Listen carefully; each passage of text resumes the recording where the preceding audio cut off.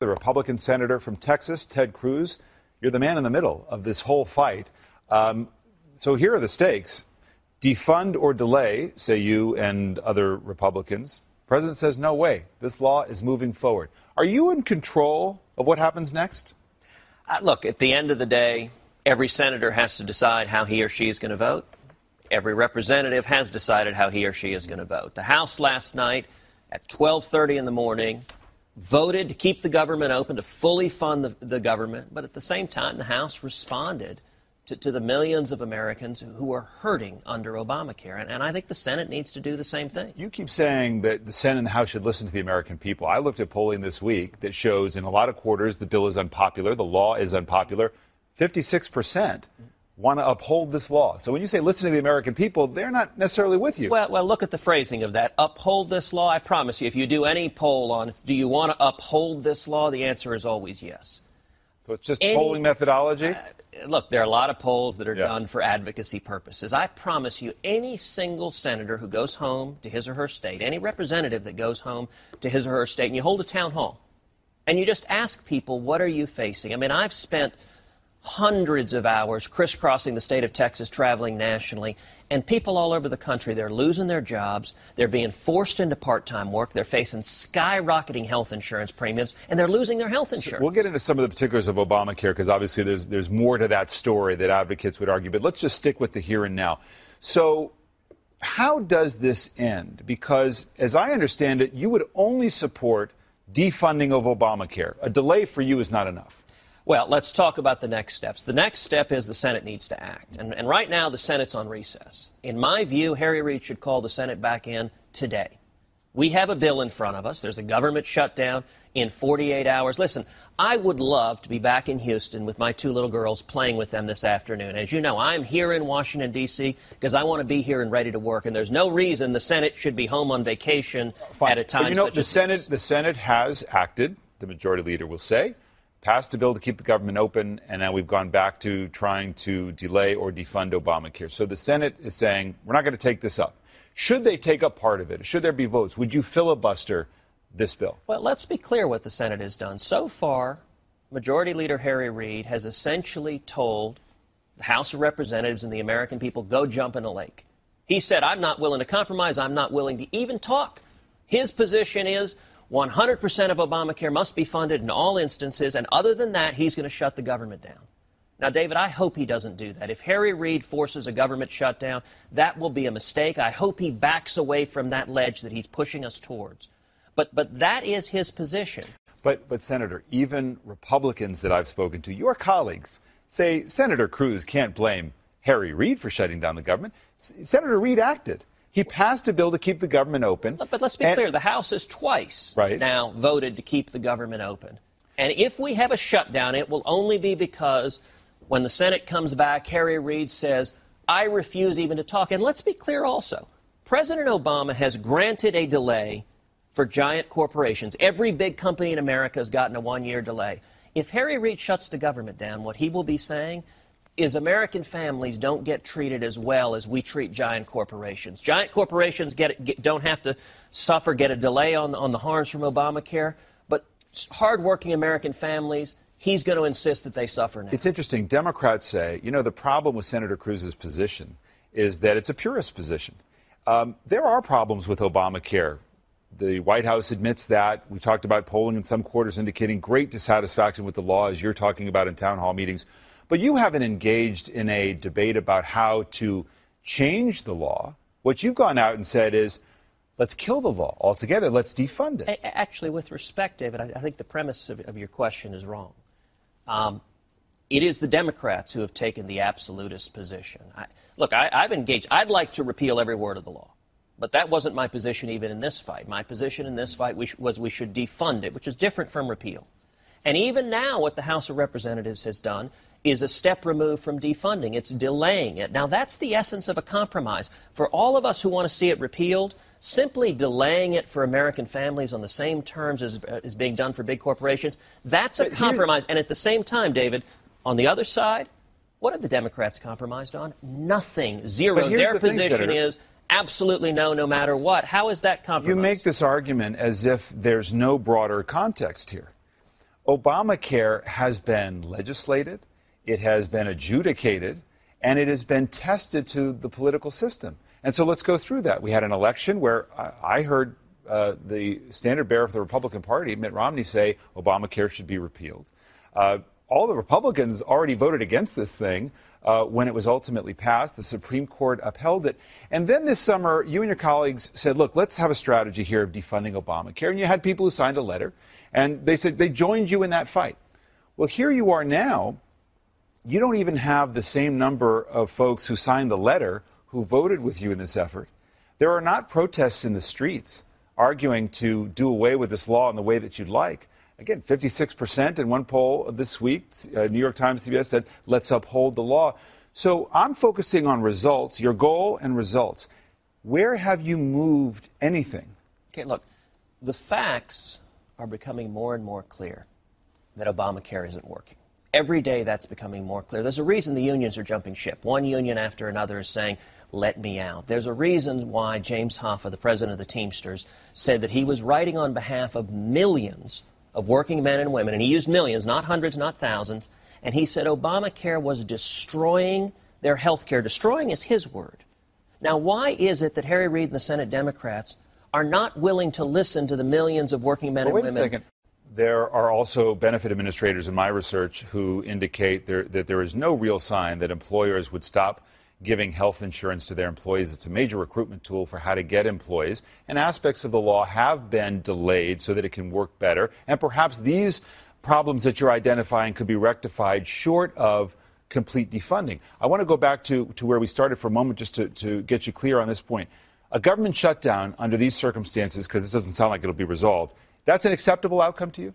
Look, I don't want a government shutdown. I don't think Harry Reid should shut down the government. Let me make one point. The House of Representatives did something else terrific last night, which is they passed a bill to make clear that regardless of what happens, the men and women of our military should be paid. And Harry Reid, I believe, should bring that up. That passed unanimously in the House. And listen, right now, Harry Reid and President Obama have been essentially holding the military hostage, threatening their paychecks over this potential shutdown they might force. I think regardless of what happens, but is it an acceptable we should pass the bill. No, of course it's not acceptable. We shouldn't have a shutdown, which means Harry Reid has to move off his absolutist position. His position, I mean, you've seen multiple compromises from the Republicans, and you've seen zero. I mean, can you tell me any movement the Democrats have had whatsoever? But how does he move? What makes him move? What have you done to make him move, other than disrupt, your critics would say? Because as I outlined before, you've lost ground from even this summer on the position of getting people to vote with you. You lost ground from that position, and you haven't persuaded one Democrat. You got to have Democrats if you're going to overturn this thing. Well, actually, just this week, Joe Manchin came out, Democrat from West Virginia, and said he supported a delay in the individual mandate. And listen, last time this was in the Senate, it was unfortunate. We had division among Senate Republicans. I had hoped Senate Republicans would be united. That didn't happen. But I'll tell you this, I'm optimistic. This next time around, this is an opportunity for Senate Republicans to come home. I believe. You've raised money on this. You've taken to the floor for 21 hours. You haven't moved anything legislatively. Do you concede that point? I don't remotely. And, David, I recognize that the Washington establishment hasn't been convinced by the arguments because the Washington establishment has been exempted from some of the harms. Members of Congress, how can you possibly justify to the American people that members of Congress are exempted from the law, aren't put on the exchanges like millions of Americans? Well, they're part of the exchanges. They just get an employer contribution like but a lot of millions other of Americans do. don't. Millions of Americans but 150 million Americans who get it from their employers do, don't they? But anyone on the exchanges doesn't get the employer mandate except for members of Congress. And President Obama did that. I mean, look, people are frustrated with Washington, and the simplest reason is you've got politicians in both parties who aren't listening to the people and who are living by a different set of rules. The ruling class gets exempted. So Harry Reid and the Senate Democrats came to President Obama and said, we want out. We don't want under Obamacare. You know, I had an exchange with Dick Durbin on the floor of the Senate where he described the Senate's health care as first-class tickets, and he was arguing we should stick the American people in coach. Now, look, I think his own analogy shows what's wrong with this system. At a minimum, members of Congress shouldn't be treated better than the American people, and neither should big business. And if Harry Reid showed any modicum of being willing to compromise, he would agree to what the House has done to delay this all and say, This isn't ready for prime time. It's not working, and we're going to treat the American people at least as well as we treat big business. You're talking a lot about Democrats. They're critical of you, but it's hard for them to get a word in edgewise because it's members of your own party who are so critical of what you've done and how you've done it. You have colleagues who have accused you of putting on a show. That was Senator Corker. Congressman Peter King said you're a fraud, that you're lying to the base, overpromising something that's possible. George Will, who's been a conservative columnist for the Washington Post and others, has been very supportive of you in the past. But he wrote this week, and I want to have you respond to it because it seems to crystallize some of the opposition. Those people who are best at deceiving others first deceive themselves, he wrote. They often do so by allowing their wishes to be fathers of their thoughts and begin by wishing that everything has changed. Republicans now making a moral melodrama over any vote that allows the ACA to be funded should remember Everett Dirksen of Illinois. The leader of Senate Republicans during passage of the 1964 Civil Rights Act, he recalled, 40 preachers caught me one afternoon there in that lobby. I am not a moralist, I told them. I'm a legislator. It is good to be both. It is sterile to be the former to the exclusion of the latter. Are you more moralist than legislator?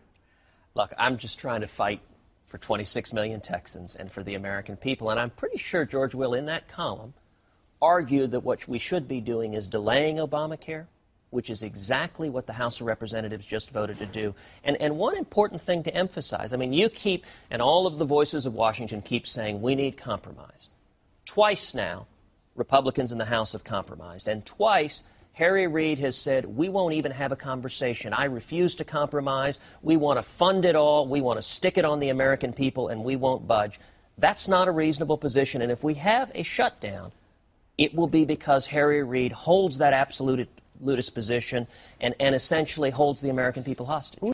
You're making an argument. I asked you a specific question based on the facts on the ground. You've made all these arguments. My goodness, you went and spoke for 21 hours to make these arguments.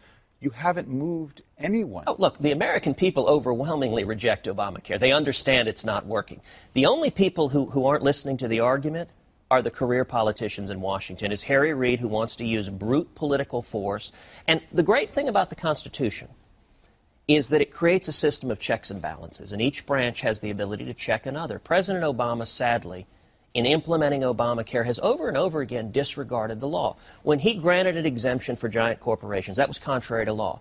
When he granted an exemption to members of Congress, that was contrary to law. Right now we have a system where the rich and powerful, those with connections to the Obama administration, they get spared some of the burdens of Obamacare. But those who are struggling, single moms and young people and people who are just trying to make it, they don't get the You're an opponent of the law. There is, of course, another side to this story, right? Millions of Americans are getting access to health care that they couldn't otherwise afford.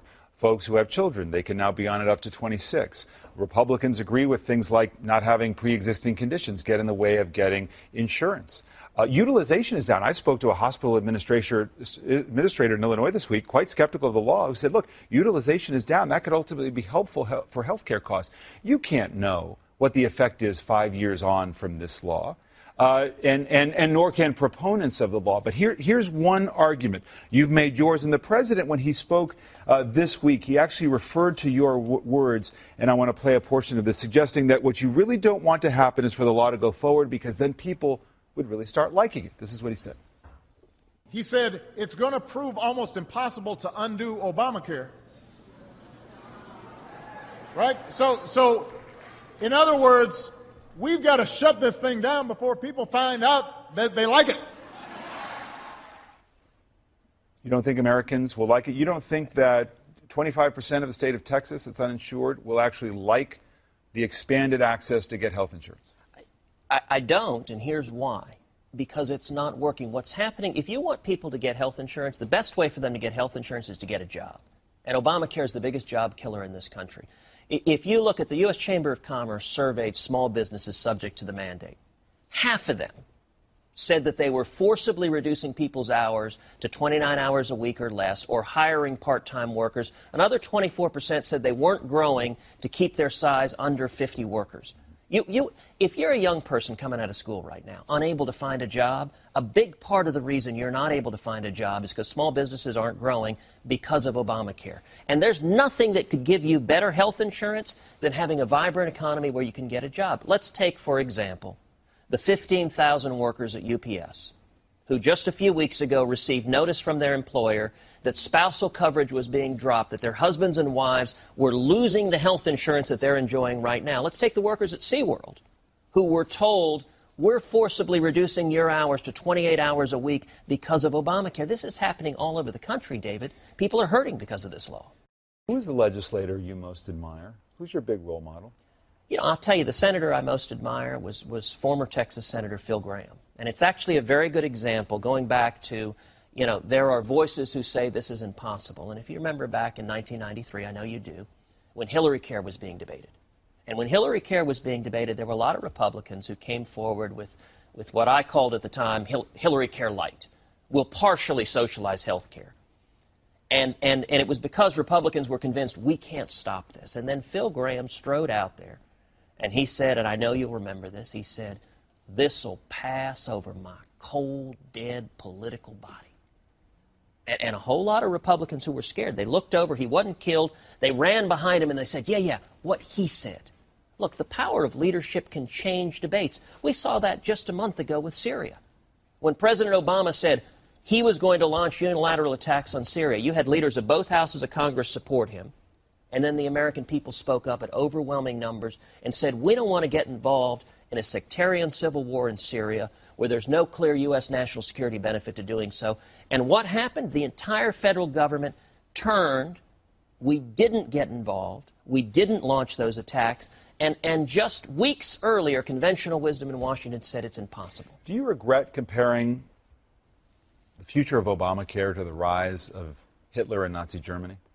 Well, the premise of your question isn't true. I didn't make that comparison. What I said is that there have been many voices in Washington who said, we can't do this, we can't do this, we can't do this. And I went through the centuries where over and over again, when facing big challenges, Americans have risen to the occasion, whether it was the Revolutionary War, the Civil War, World War II, whether it was going to the moon under John F. Kennedy, or whether it was winning the Cold War. At every stage, there were voices of conventional wisdom who say this can't be done. And at every stage, the American people rose to the occasion. And what I said is we should do the same here. We should look to, if we empower the American people, if we get Washington to listen to the people, that's how we get this changed. Do you ride this to the presidential nomination? You know, it's easy for Washington to focus on politics. I understand. That's the business of this town. What I am trying to do every day is focus on making a difference in the lives of the American people. Every survey that's done in this country, the top priority of the American people is jobs in the economy. Under Harry Reid's Senate, we don't even talk about jobs in the economy.